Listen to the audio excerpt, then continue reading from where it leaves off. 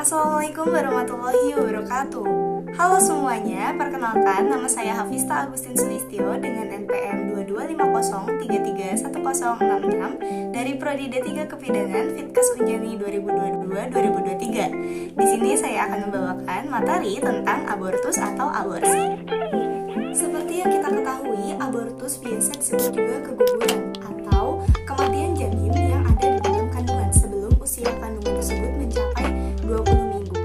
Mungkin teman-teman di sini belum pada mengetahui nih, ternyata abortus itu ada banyak macamnya. Umumnya, abortus itu dianggap terjadi karena adanya kesalahan pada sang ibu. Namun, pada faktanya 2 dari 3 abortus terjadi karena adanya kelainan pada kromosom janin, yang mana itu membuat ia tidak akan bisa tumbuh dan berkembang dengan baik, yang akhirnya gugur dari kandungan tersebut. Yang pertama, yaitu ada abortus komplet, yang mana pada jenis abortus yang ini, mulut rahim akan terbuka sangat lebar, kemudian yang akan menyebabkan jaringan janin itu keluar dengan sendirinya. Ketika abortus komplet terjadi, akan adanya pendarahan dari sang ibu, kemudian vagina akan disertai nyeri dan otot-otot pada vagina akan tertarik, seperti sedang melahirkan. Biasanya, abortus komplet terjadi pada usia kehamilan kurang dari 12 minggu. Yang kedua, ada yang disebut dengan abortus inkomplet.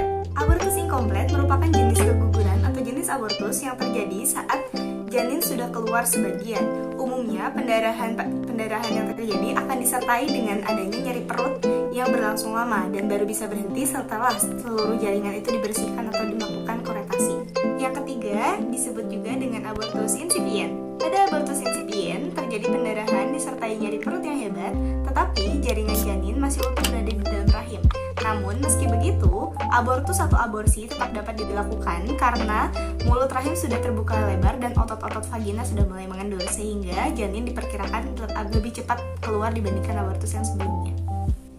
Yang keempat disebut juga sebagai ancaman abortus. Ancaman abortus sebenarnya bukanlah keguguran. Pada kondisi ini, mulut rahim masih tertutup dan janin masih terdapat dalam kandungan. Namun, pendarahan dari vagina dan nyeri perut juga masih tergolong sebagai kondisi yang ringan. Walau resiko terjadinya keguguran memang lebih besar, namun kemungkinan untuk menyelamatkan sang bayi dan sang ibu masih tetap ada. Selanjutnya, ada abortus tidak terduga. Pada abortus tidak terduga ini, janin memang sudah meninggal, namun sang ibu belum menyadarinya, karena mungkin ibu tidak mengalami keluhan sama sekali. Kemungkinan lain, bakal janin memang tidak berkembang dari awal, atau biasa disebut dengan blighted ovum atau hamil anggur. Kondisi ini biasanya baru disadari setelah ibu melakukan kontrol kehamilan pada dokter kandungan atau pada bidan melalui pemeriksaan ultrasonografi atau USG.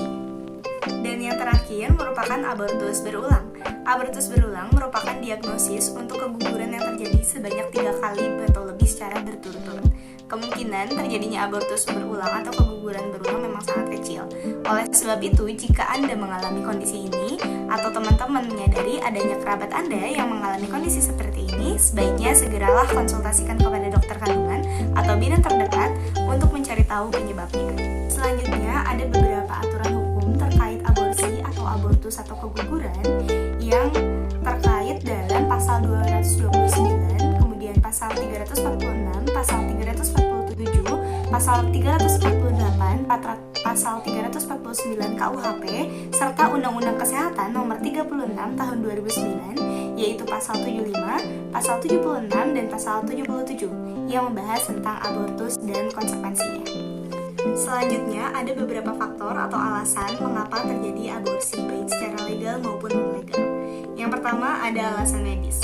Apabila wanita yang sedang hamil itu memiliki penyakit tertentu yang akan menyebabkan terjadinya keguguran atau akan menyebabkan penghambatan pada tumbuh kembang sang janin, maka legal untuk dilakukan aborsi sesuai dengan undang-undang yang berlaku, kemudian juga pengawasan yang berlaku, dan hanya boleh dilakukan oleh tindak medis tertentu, yaitu dokter kandungan. Kemudian tujuannya juga dapat digunakan untuk membersihkan rahim sang ibu setelah mengalami pendarahan atau keguguran pada sebelumnya. Yang kedua yaitu adanya alasan non medis. Alasan non medis di sini terbagi beberapa macam. Yang pertama, alasan karena belum adanya kesiapan secara mental untuk menutupi rasa malu, tidak mau merepotkan orang tua, dan tuntutan pekerjaan menjadi alasan remaja putri untuk melakukan aborsi secara ilegal. Yang kedua, adanya remaja yang belum siap menghadapi kehamilan namun sudah memiliki seks pranikah Dan setelah mengetahui bahwa dia hamil, maka dilakukan aborsi atas dengan paksaan dari pasangannya. Kemudian yang ketiga, bisa jadi karena hamil karena adanya korban pemerkosaan atau alasan belum siap memiliki anak dan anak sudah cukup banyak. Selanjutnya yaitu merupakan dampak atau resiko daripada melakukan tindakan aborsi.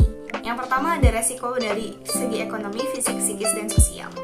Resiko fisik yang dialami antara lain yaitu pendarahan, perubahan bentuk fisik, serta turunnya ketahanan atau kestabilan imun tubuh. Resiko psikis yang dialami yaitu biasanya adanya rasa trauma, merasa bersalah, menyesal, namun juga lega karena tidak terjadi kehamilan dan tidak membebankan siapapun serta hilangnya rasa malu. Hasil penelitian menunjukkan bahwa dampak psikologis pasca abortus yang spontan dialami subjek adalah munculnya perasaan kecewa, sedih, dan bersalah, serta krisis dari kepercayaannya diri, sehingga sang ibu atau pelaku tindak aborsi ilegal akan mengalami minder dan tidak bisa bergaul dengan sesamanya. Kait presentasi mengenai aborsi atau abortus atau keguguran, kurang lebihnya mohon dimaafkan. Terima kasih perhatiannya. Assalamualaikum.